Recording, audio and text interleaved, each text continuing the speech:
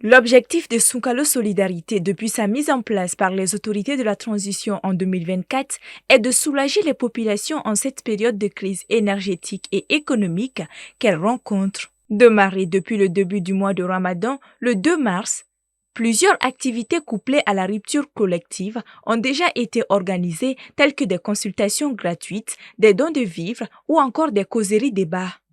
Une d'ailleurs était à l'ordre du jour ce samedi 22 mars avec le ministre des Affaires étrangères et celui des Maliens établis à l'extérieur. Le but était de partager un moment de communion. Saisir cette occasion pour renforcer l'union, le partage, la solidarité en toutes les couches, sans discrimination de notre commune et du Mali, pour que nous puissions ensemble rompre le jeûne, renforcer notre communion.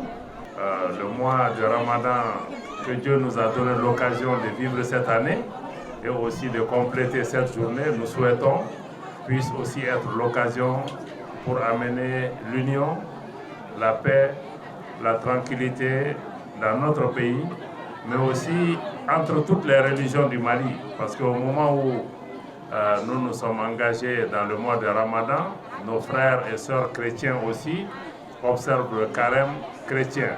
Pour les populations, l'initiative est salutaire et à remercier.